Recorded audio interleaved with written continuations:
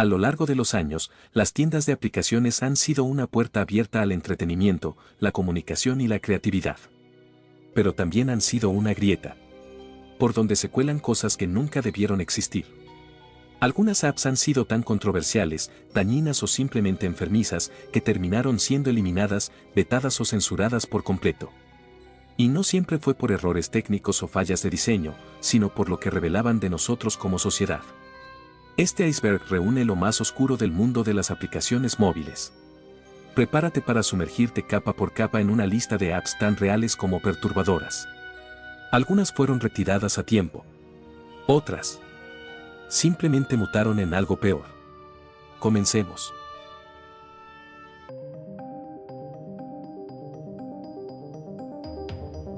Este juego, dirigido explícitamente a niñas, promovía cirugías estéticas como una actividad divertida y necesaria.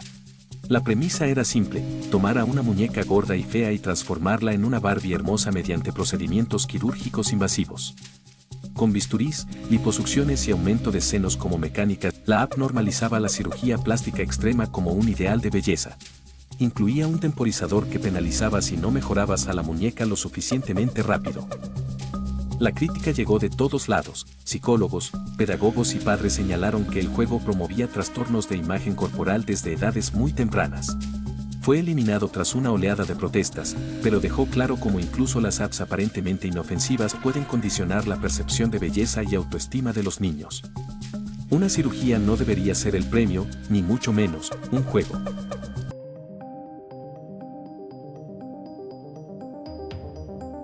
En los primeros años del iPhone, surgieron numerosas aplicaciones que buscaban aprovechar las capacidades del nuevo dispositivo.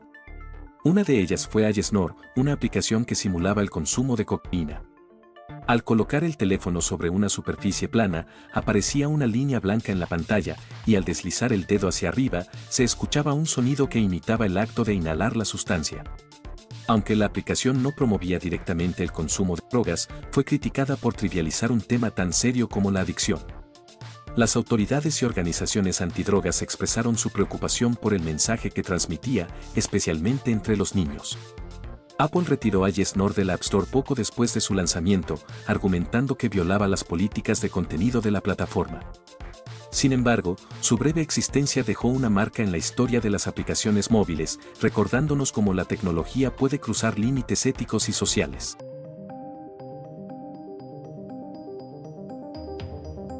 Send Me the Heaven, también conocido como SMTH, parecía una broma. El juego consistía en lanzar tu teléfono tan alto como pudieras y dejar que el acelerómetro registrara la altura del lanzamiento. La app mostraba una tabla de puntuaciones con los mejores lanzamientos del mundo, lo que motivaba a los usuarios a competir, poniendo en grave riesgo la integridad de sus propios dispositivos. Algunos incluso lo lanzaban en parques o escaleras, buscando una ventaja. Apple se negó a permitirla en la App Store, citando que alentaba conductas peligrosas y dañinas para el dispositivo. En cambio, estuvo disponible durante años en Android y aunque muchos lo tomaron con humor, hubo numerosos casos de usuarios que terminaron con pantallas destrozadas y celulares inservibles. Una app que literal y metafóricamente buscaba romper los límites de tu teléfono.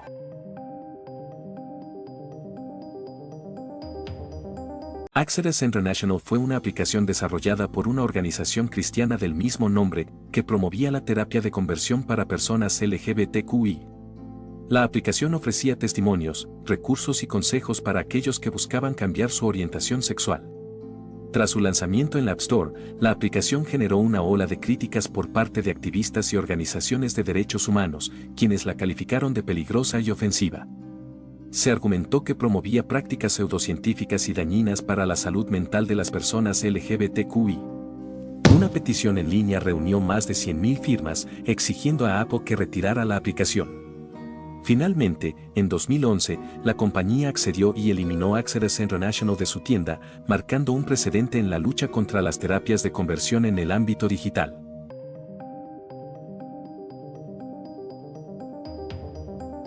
En la era de los juegos en línea para niños, surgieron numerosos títulos protagonizados por personajes populares en situaciones médicas. Uno de los más polémicos fue Pregnant Elsa Emergency Surgery, en el que los jugadores debían realizar una cesárea de emergencia a Elsa, la protagonista de Frozen. El juego presentaba gráficos explícitos y mecánicas que simulaban procedimientos quirúrgicos, lo que generó preocupación entre padres y expertos en desarrollo infantil. Se argumentó que este tipo de juegos no eran apropiados para el público al que estaban dirigidos y que podían generar confusión o ansiedad en los niños. Tras numerosas quejas, plataformas como Google Play y la App Store comenzaron a eliminar este tipo de juegos, y se inició un debate sobre la regulación del contenido en aplicaciones dirigidas a menores.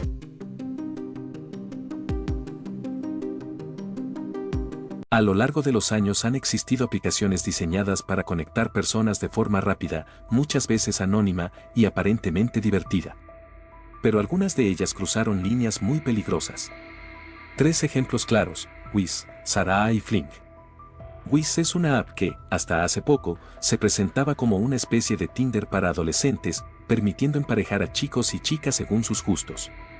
Pero detrás de esa fachada colorida se escondía un nido de grooming, acoso sexual y perfiles falsos que buscaban manipular o explotar menores.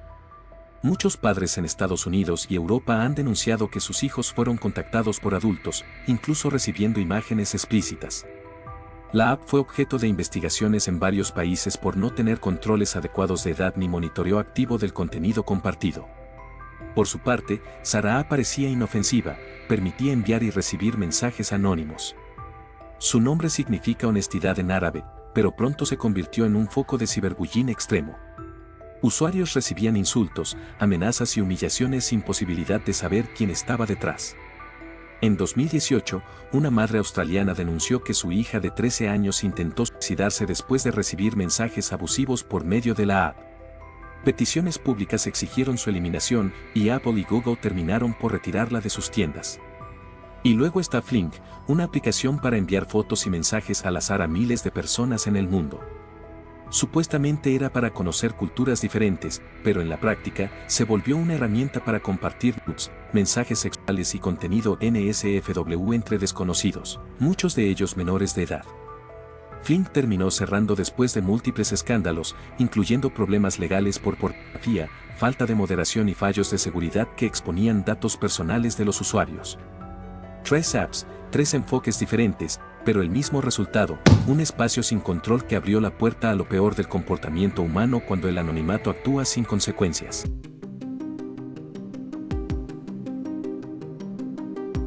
SimSimi es una app coreana lanzada en 2002 que, durante su auge en los años 2010, se volvió extremadamente popular por su inteligencia artificial con respuestas irreverentes, groseras y muchas veces perturbadoras.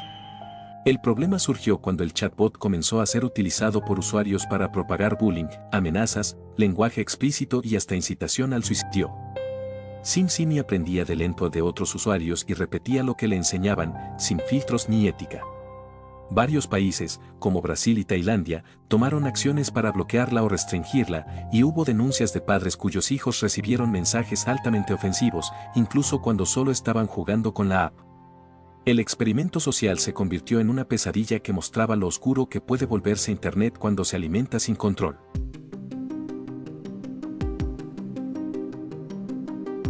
Durante años, File Explorer fue una de las aplicaciones de gestión de archivos más populares en Android, ofreciendo a los usuarios una forma sencilla de explorar y administrar el contenido de sus dispositivos. Sin embargo, en 2019, Google eliminó la aplicación de la Play Store después de descubrir que su desarrollador, Do Global, estaba involucrado en prácticas fraudulentas. Según informes, la aplicación realizaba clics en anuncios sin el consentimiento del usuario, generando ingresos de manera engañosa. Esta actividad no solo violaba las políticas de Google, sino que también comprometía la confianza de millones de usuarios que habían confiado en la aplicación para gestionar sus archivos personales. La eliminación de File Explorer sirvió como recordatorio de que incluso las aplicaciones más confiables pueden ocultar comportamientos maliciosos detrás de una fachada de utilidad.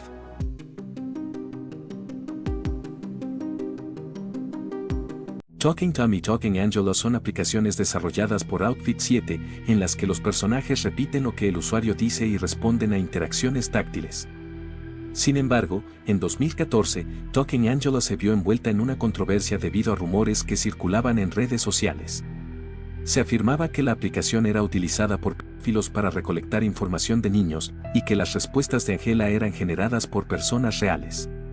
Estas afirmaciones fueron desmentidas por medios como Snopes y The Guardian, que confirmaron que las interacciones eran generadas por un chatbot y que la aplicación no representaba un peligro real.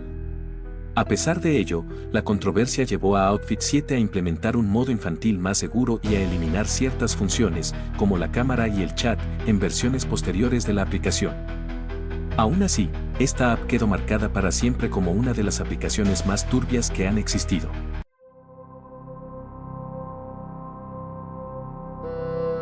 A simple vista, Phone Story parecía un juego de crítica social. Pero era mucho más que eso. El juego satirizaba el ciclo de producción de los smartphones modernos. El jugador controlaba a trabajadores esclavizados en África extrayendo coltán, vigilaba suicidios en fábricas chinas, vendía celulares a niños en países ricos y finalmente trataba de reciclarlos mientras contaminaban el medio ambiente. Apple lo retiró del App Store solo 4 horas después de su lanzamiento, alegando que mostraba violencia excesiva y contenido inapropiado. Sin embargo, el verdadero motivo parecía ser otro: el juego atacaba directamente la cadena de producción de Apple. Lo irónico es que Phone Story solo mostraba lo que ya se sabía, pero que nadie quería ver en forma de videojuego. Fue resubido en Android, pero con restricciones.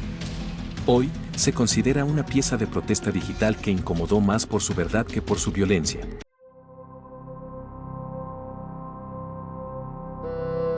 Boyfriend Maker era una aplicación japonesa aparentemente inocente donde los usuarios podían crear un novio virtual, hablar con él y vestirlo. Parecía una típica app de simulación romántica hasta que comenzó a responder con frases altamente perturbadoras. Usuarios reportaron que los novios virtuales decían cosas relacionadas con violencia sexual, racismo, asesinato e incluso pedofilia. La app usaba un motor de conversación automático que, sin filtros adecuados, generaba respuestas inesperadas al estilo de Cleverbot. Apple terminó eliminando Boyfriend Maker del App Store por su contenido explícito e inapropiado, aunque una versión limpia llamada Boyfriend Plus apareció más tarde, esta vez con moderación en el lenguaje. Una advertencia de lo que puede pasar cuando se le da demasiada libertad a una inteligencia artificial sin supervisión.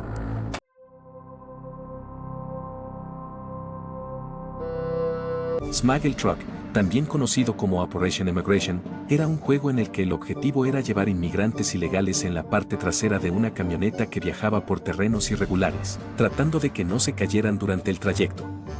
La estética era caricaturesca, pero el mensaje era brutal: los inmigrantes eran tratados como obstáculos o cargas, mientras el jugador intentaba llegar a la libertad en el menor tiempo posible. La crítica fue inmediata. Activistas y usuarios lo acusaron de banalizar una tragedia humana y promover estereotipos racistas. Apple rechazó el juego de inmediato por su contenido ofensivo, lo cual obligó a los desarrolladores a lanzar una versión modificada llamada Snuggle Truck, reemplazando inmigrantes por animales de peluche. Pero el impacto del original ya había dejado una huella profunda. Un ejemplo más de cómo una broma puede cruzar líneas peligrosas cuando trata con temas de vida o muerte.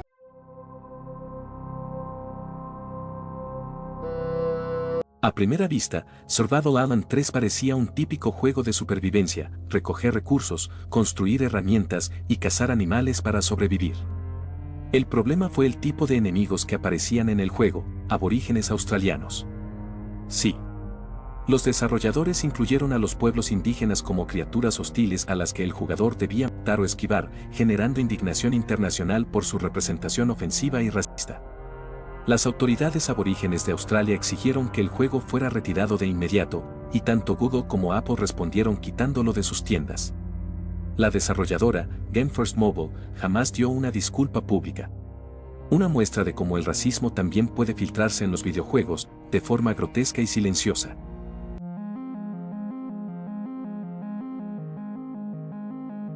En 2009, una app llamada Baby Shaker fue aprobada para iPhone y estuvo disponible durante varios días antes de ser retirada. El concepto era tan simple como perturbador: mostraba un dibujo en blanco y negro de un bebé llorando, acompañado de un sonido agudo constante. Para ganar, el usuario debía agitar violentamente el teléfono hasta que aparecieran 2 X rojas sobre los ojos del bebé, dando a entender que había muerto. La app fue duramente criticada por padres, asociaciones contra el maltrato infantil, e incluso por medios internacionales. Apple respondió eliminándola de inmediato, pero el daño ya estaba hecho. El simple hecho de que fuera aprobada encendió alarmas sobre la falta de filtros en la App Store.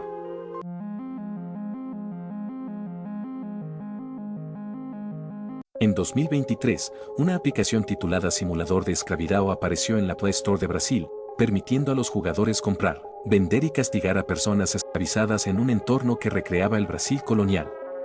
La aplicación fue ampliamente condenada por promover el racismo y trivializar la historia de la esclavitud en el país. Las autoridades brasileñas iniciaron una investigación sobre el caso, y Google eliminó rápidamente la aplicación de su tienda. Este caso resaltó la importancia de una revisión más rigurosa del contenido disponible en las plataformas digitales, especialmente cuando se trata de temas históricos y sociales sensibles.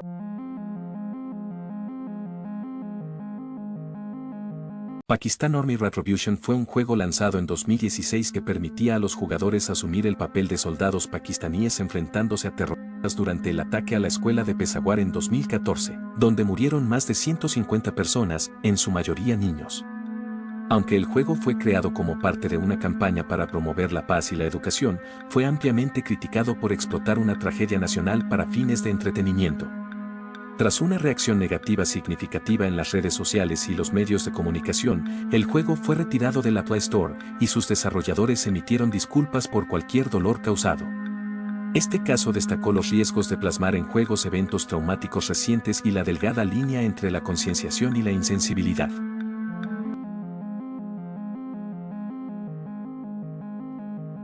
En 2014, una aplicación llamada Gaza apareció en la Play Store de Google, permitiendo a los jugadores simular ataques aéreos en la Franja de Gaza, con el objetivo de eliminar a militantes mientras evitaban bajas civiles.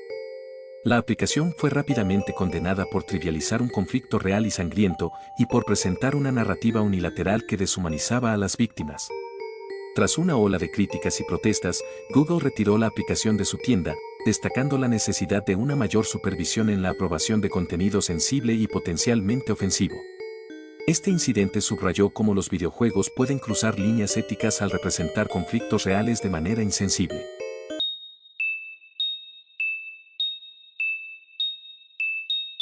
Girls Around Me fue una aplicación lanzada en 2012 que permitía a los usuarios ver un mapa con mujeres cercanas utilizando datos de Foursquare y Facebook.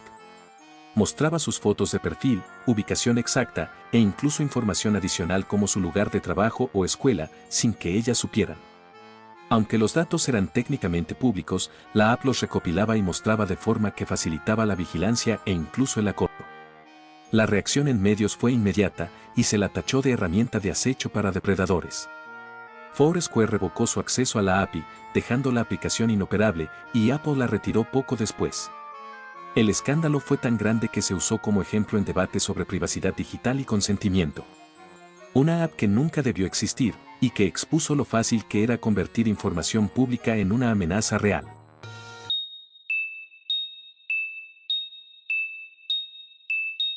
Esta app se disfrazaba como una simple broma para niños, simular una videollamada con Blas, el personaje de la popular caricatura. Pero lo que ocurría después era todo menos gracioso. Al iniciar la supuesta llamada, aparecía una imagen estática mal editada del personaje, con una voz distorsionada que no se parecía en nada a la original. En lugar de saludos o frases amigables, algunos reportes indican que la voz decía frases amenazantes o confusas, como "no puedes colgar ahora" o "estoy detrás de ti". En varios casos, la app no permitía salir de la pantalla hasta forzar el cierre. Y aún más inquietante, los permisos que solicitaba eran excesivos para su función. Geolocalización, acceso a contactos y permisos de cámara encendían las alarmas. Fue retirada después de recibir múltiples denuncias de padres preocupados por el comportamiento extraño de la aplicación. Hi kids, I'm your new friend. Happy, slabby, whatever you want me to be called. You see, I want to play with you, kiddo. Maybe we could perform some fun games together. What's this, hogwash? You look afraid. Is it this knife in my whirly-turly hands? Making you a little nervous, huh? That's all right, 'cause this knife is gonna improve your look when it's sticking right out of you.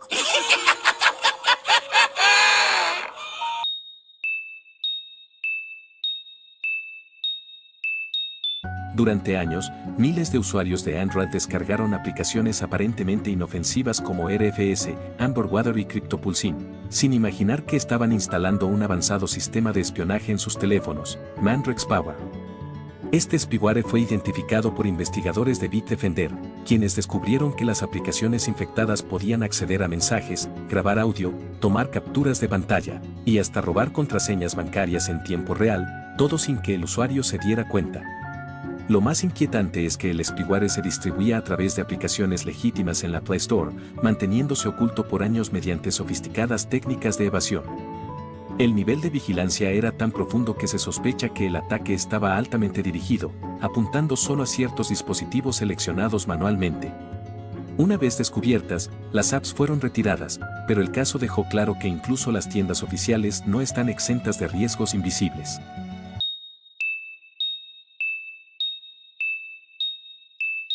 La historia de Bad Parenting es una de las más tristes y perturbadoras del mundo de los juegos. Una tragedia que mezcla el abandono, la violencia doméstica y una oscura historia. Ron es un niño solitario. Su madre trabaja sin descanso y su padre, Bruce, es un alcohólico violento que desquita su frustración con la familia.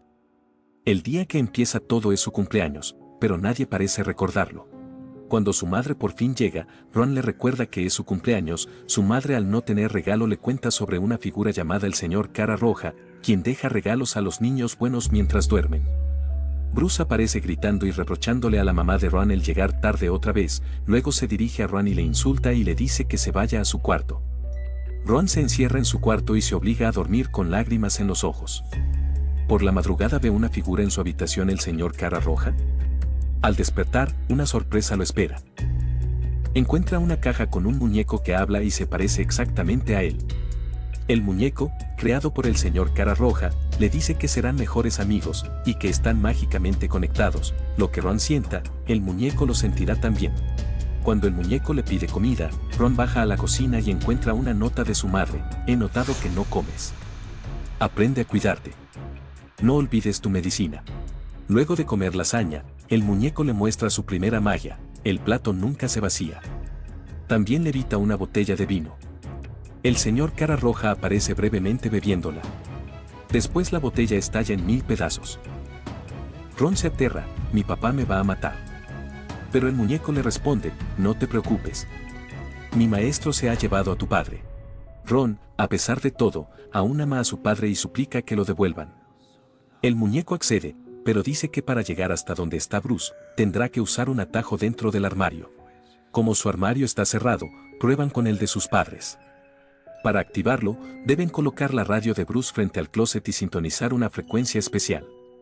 Cada frecuencia abre un portal diferente. Tras probar varias frecuencias, finalmente entra.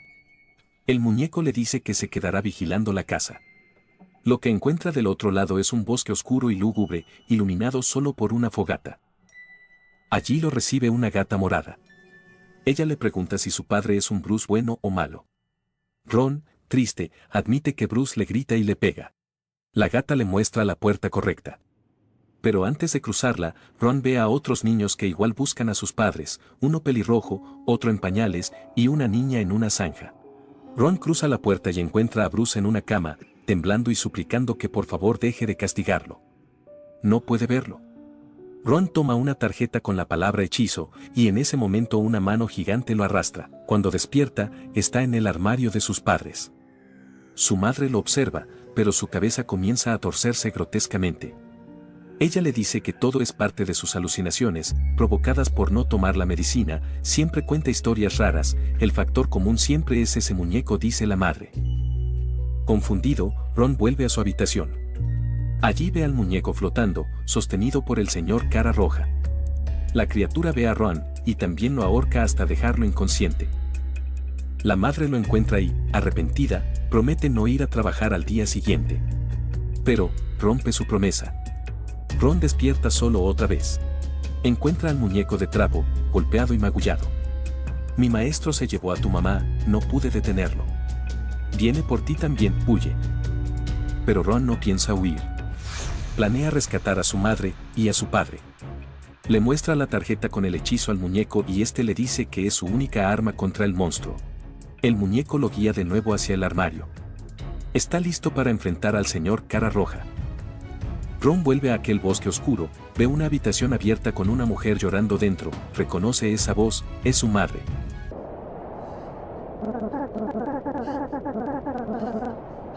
El muñeco le dice que tire la tarjeta dentro de la habitación y se ponga a cubierto, Ron lo hace. El señor Cara Roja aparece y entra a la habitación, una luz verde ilumina el lugar, parece que por fin fue derrotado. Ron vuelve a su hogar, el muñeco está humeando porque dice que al ser derrotado su amo el señor Cara Roja, él también desaparecerá. Ron se pone triste pero el muñeco le dice que no pasa nada y que busque a sus padres. Ron va a la sala y encuentra a sus padres ya en su casa en la normalidad, pero está discutiendo, como siempre. Bruce golpea a la madre de Ron y le dice que le es infiel y ha arruinado a su familia. Ella le reprocha que él no hace nada por ellos más allá de emborracharse y ser violento. Bruce le vuelve a pegar, ella se cansa y le dice que fue suficiente, que se divorciarán. Ella se va y dice, si vuelvo y sigue aquí mañana, tomaré a mi hijo y nos iremos nosotros. Después de decir eso se va y deja a Ron con un Bruce violento y alcoholizado. Grave error. Tras tomar mucho más, podemos ver que la cara de Bruce se vuelve roja, él siempre había sido el señor Cara Roja. Bruce dice no lo permitiré, se dirige al cuarto de Ron y lo ahorca hasta matarlo. Ron acaba de presenciar su propia muerte.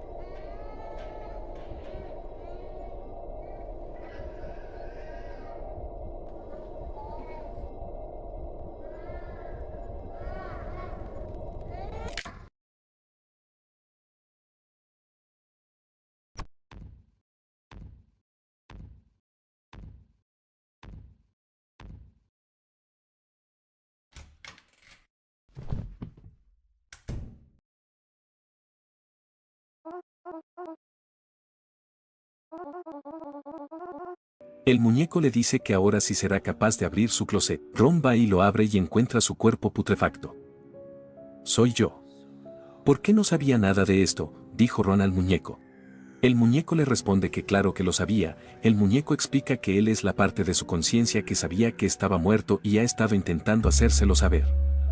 Pero Ron siempre se inventa historias negando la realidad y siempre que llegaban a este punto donde Ron se enteraba de la verdad, Ron se borraba sus propios recuerdos hasta el día anterior de su muerte como un método de autodefensa. Ron, o mejor dicho, su alma, estaba atrapada en un ciclo de no descanso porque no podía aceptar lo que le había hecho su padre. Ron le pregunta al muñeco, ¿cuánto tiempo llevo muerto? 14 días, le respondió el muñeco. Y también le explicó que su padre se había escondido en un motel, que es el lugar donde lo vio en aquella dimensión sufriendo. El muñeco le explica que lo vio sufriendo porque en realidad, Bruce sí podía verlo, pero lo veía muerto y putrefacto y Bruce pensaba que Ron lo buscaba para atormentarlo.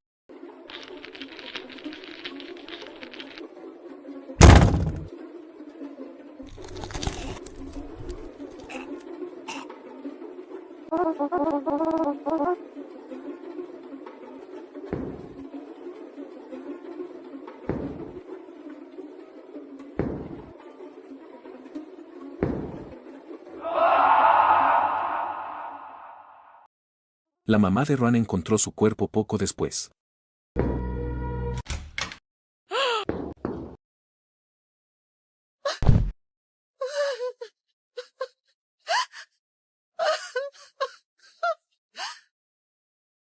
El muñeco también explica que la habitación donde estaba su madre llorando era en una estación de policía reportando lo ocurrido con Ron y el maldito de Bruce. Por eso estaba llorando y la tarjeta que decía hechizo era la tarjeta del motel donde se escondía su padre, logrando así que lo atraparan y obteniendo por fin descanso.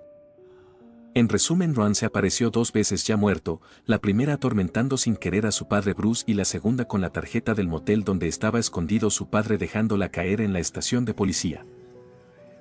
Respecto a los niños que vimos, se nos da a entender que sufrieron el mismo destino, ser asesinados por alguno de sus padres, pues al final se ve a Ron en el bosque de la dimensión extraña en su closet, al niño pelirrojo en la fogata dando a entender que lo quemaron, el niño en pañales en la cajuela del auto dando a entender que ahí escondieron su cuerpo y la niña en la zanja en el suelo, dando a entender que la enterraron.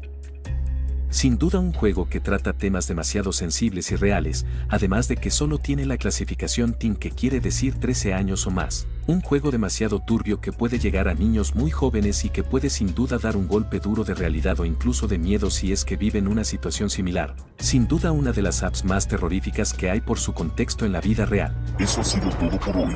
Si el video te gustó, no olvides dejar un me gusta, comentar y compartirlo. También activa la campanita si quieres ver más videos así. Buenas noches.